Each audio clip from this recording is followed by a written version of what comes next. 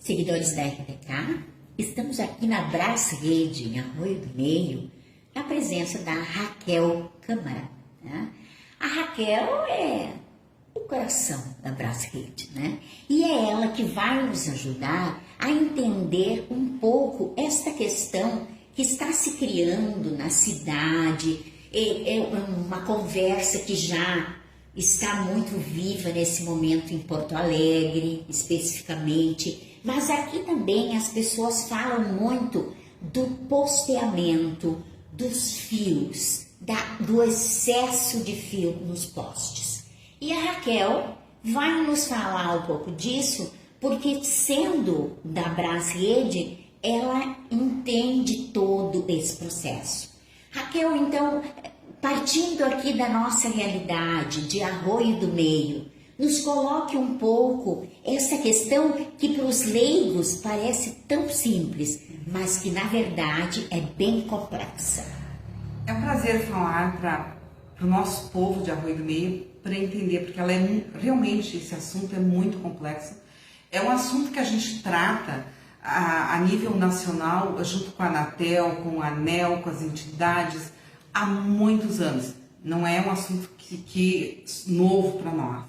Existe uma resolução, a Anatel e a ANEEL, desde 2004, onde ela regula esse posteamento. Mas diante de uma realidade de 2004, onde ela estabelece que para tu ser usuário de um poste, colocar um fio no poste, ancorar um fio no poste, como a gente diz na linguagem técnica lá, a gente precisa fazer um projeto junto à concessionária, esse projeto precisa ser liberado e aí depois disso é que tu pode lançar a tua rede, teus cabos.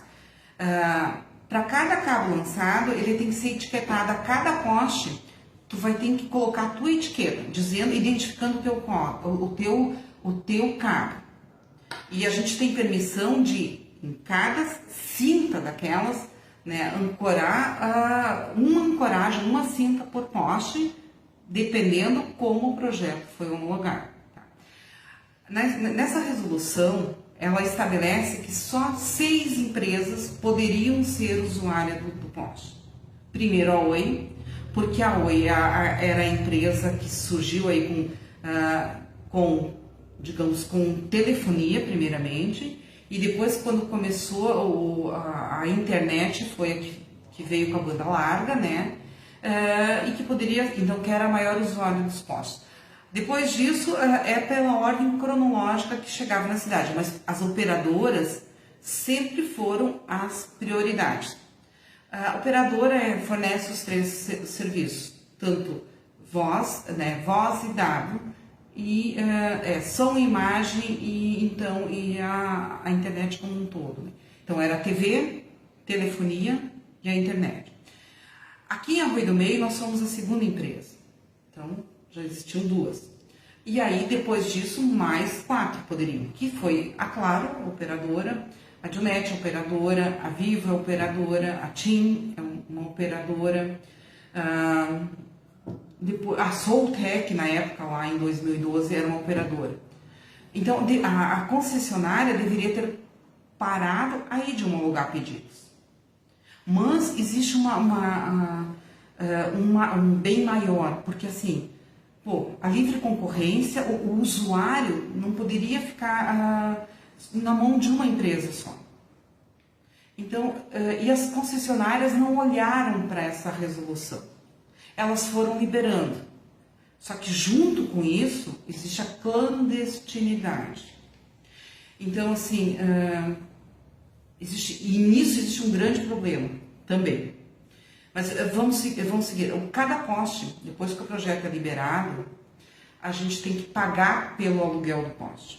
E é mensal esse aluguel. A Anatel e a ANEEL, lá em 2012, estabeleceram que começaria com R$ 3,19. E aí reajustado pelo INPC. Só que a concessionária, muitas não cumpriram.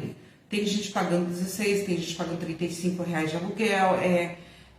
Já ficou desorganizado aí. Primeiro, a falta de critérios para a liberação dos pedidos e a falta de critério para a cobrança do aluguel desse poste.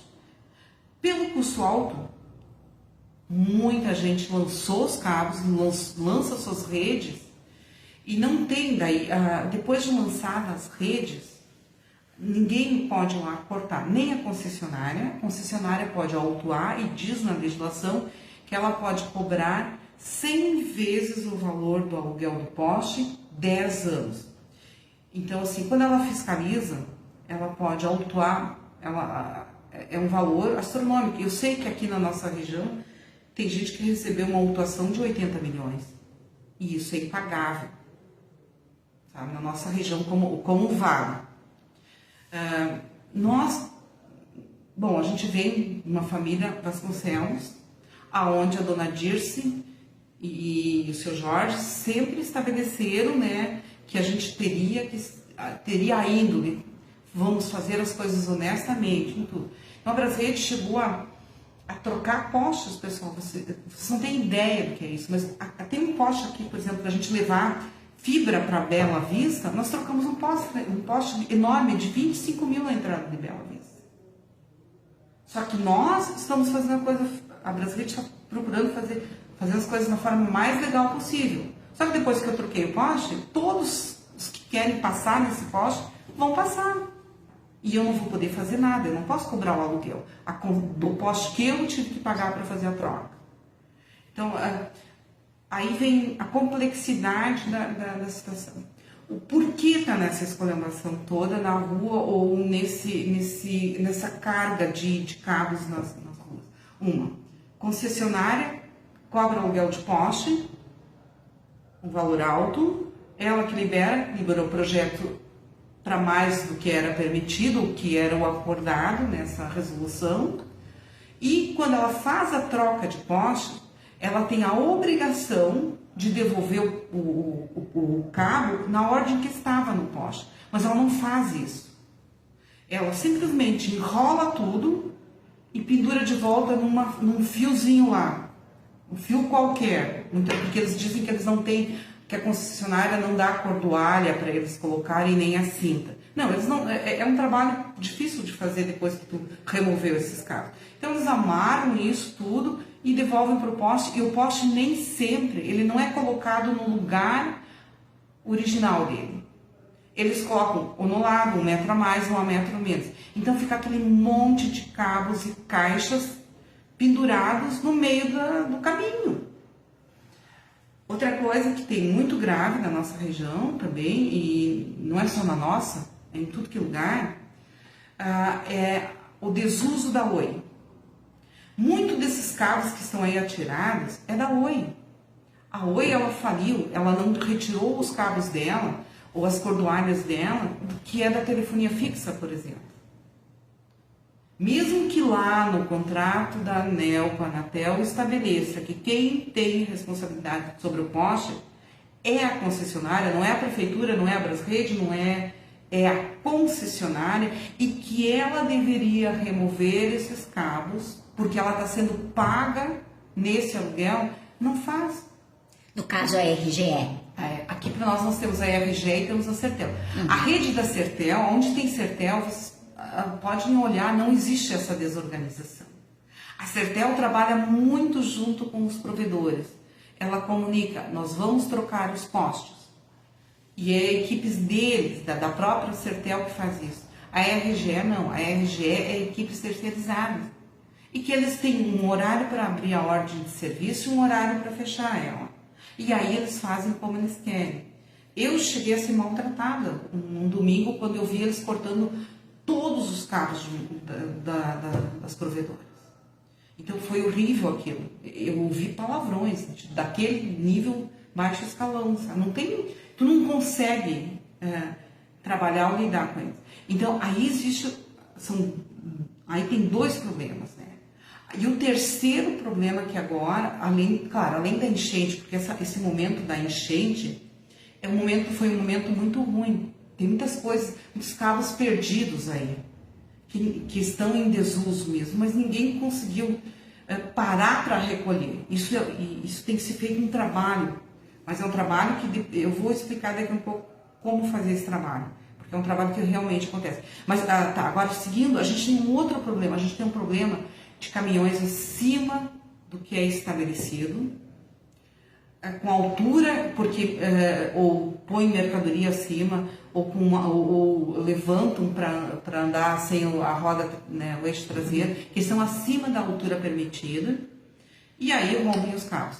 Porque assim, nós temos uma regra dentro do projeto, dentro que manda a concessionária, tem vãos de 5 metros, tem vãos que a gente tem que colocar 13,80. A gente não põe um cabo assim porque a gente quis botar nessa altura. Não, existem alturas, a gente tem vara de medição, que todas as equipes usam, que é onde tu mede a altura do fio quando tu libera a rede.